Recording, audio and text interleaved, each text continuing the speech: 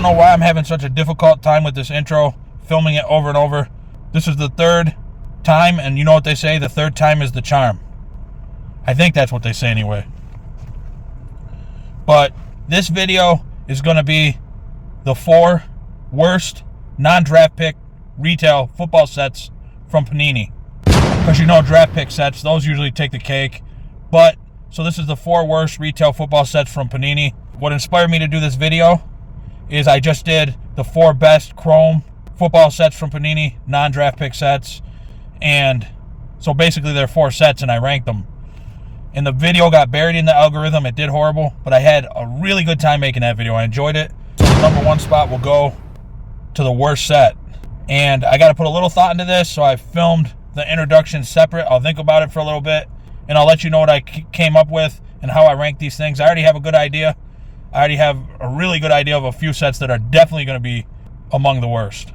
So I'll talk to you guys in a little bit. For you guys, it'll be a split second. All right, guys, it's time to get down to business. This one was very tough, to say the least.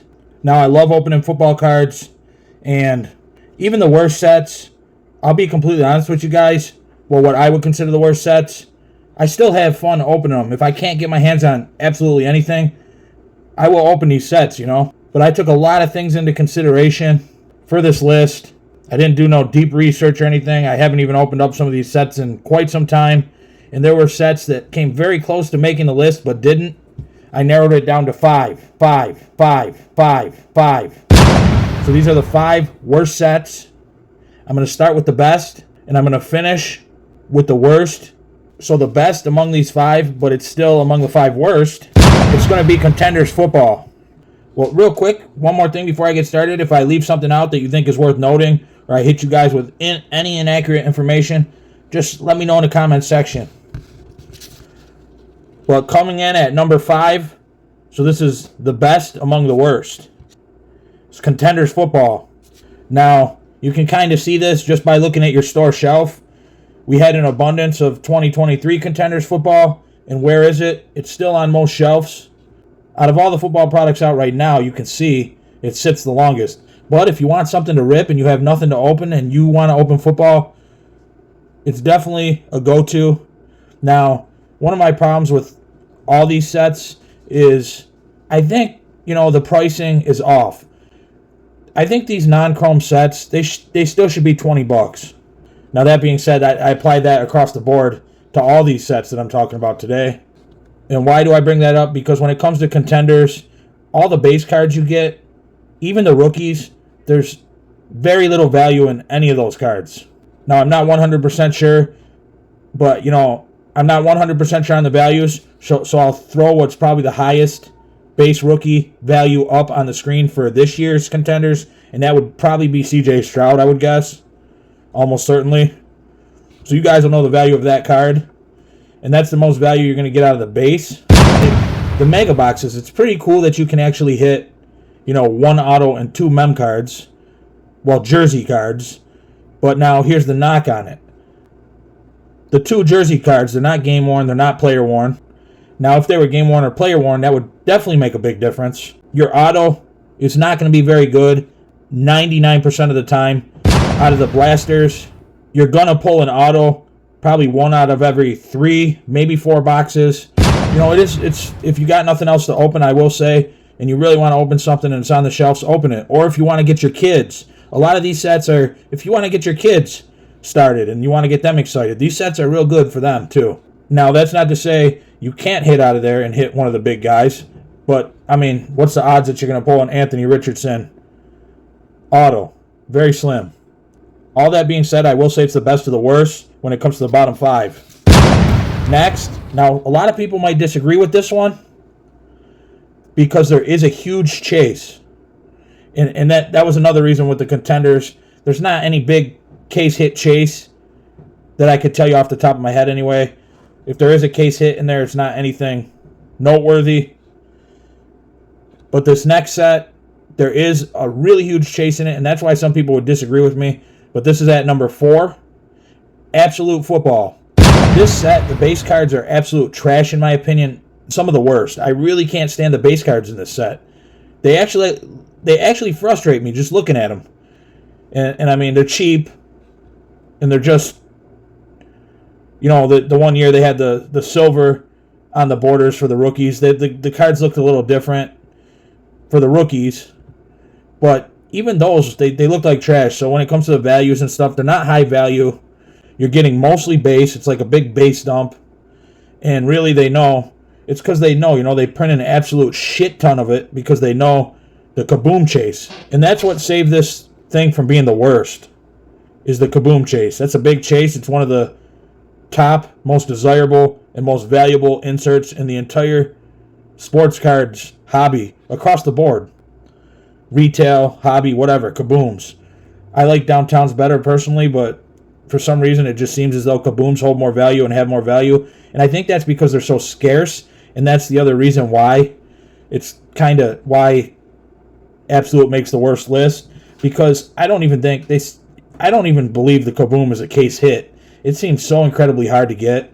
And now I think they were explosives in there, so you can hit those sometimes. I think kabooms are more rare than a case hit, and that's probably why they're more valuable, but they're extremely hard to get. To drop like all the money on, like, if you were going to buy a bunch of boxes, you're going to have a big giant stack of trashy base cards, and the odds that you're going to get a kaboom aren't that good. So if you're a guy that can only get a few boxes, your odds are astronomical. But some people love the set. It's just not for me. This is my opinion. The next, and number 3, Prestige Football. Now this one was a little bit tough for me. Most of these rookies are going to still be collegiate. They're going to have their college unis on a lot of the time because this set usually drops early. I mean, it is what it is. You will see the new class in it for the season.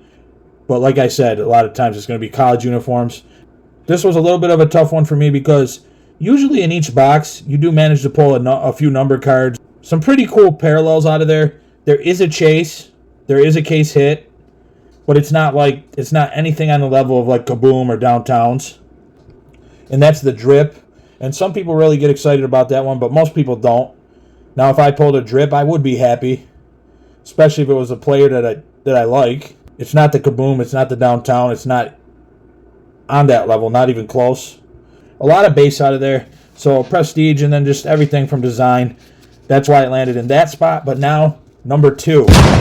And it's Score Football. The reason this is in the number 2 spot is because it's just a real low quality product. It should be cheaper. It shouldn't even be $25. It should be $20. A lot of the design on the cards, I'm just not a fan. I always look at the thing and say it could have been much better. It's cool. You usually get a numbered card or two out of a box, so that is a positive. It's usually the first product to drop for the new season.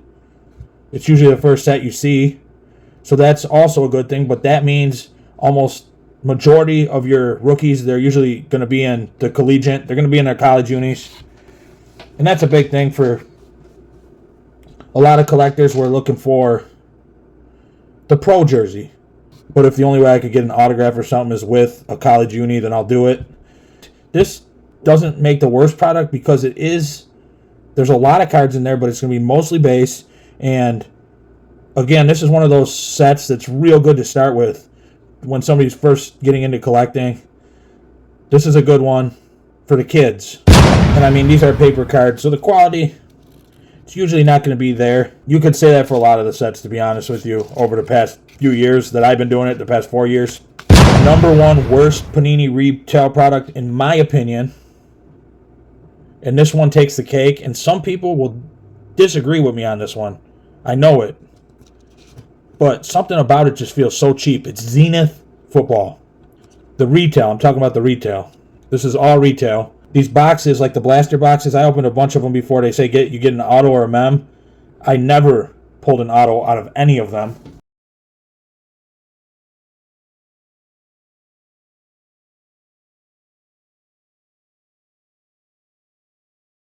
With not much value.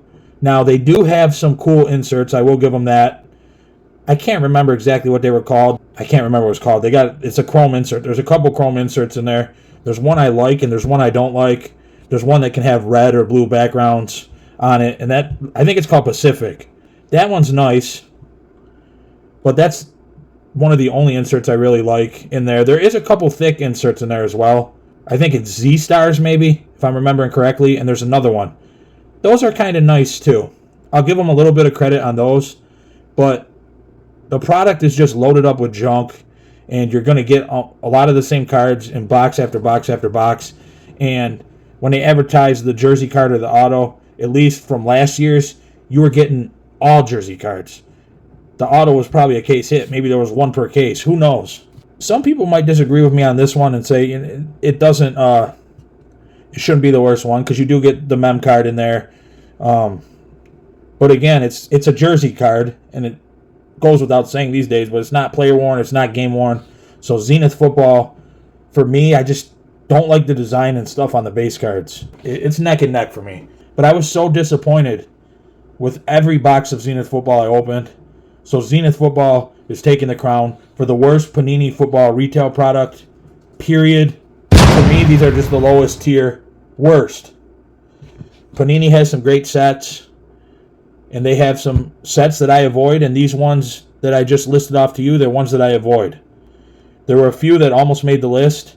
Honorable mentions. Playbook is an honorable mention. Never seen anyone pull a playbook from one. Illusions Football is an honorable mention. So what's your guys' opinion? This is a really tough one. There's probably a ton of opinions on this one out there. You know, if you guys want to give me your worst Panini products, your bottom 5. This is non-draft picks, by the way. Give me your worst sets, because for a lot of people, draft picks take the cake. But I'm going to finish this video off now. This one really dragged on. If you stuck around for this, I appreciate you. The last one did not do good in the algorithm, but I had a ton of fun making it. I had fun with this one as well. So I'm going to come up with some more ranking videos like this. I got some ideas. Stay tuned for those if you enjoy this type of video. Doc Holliday, I'm out.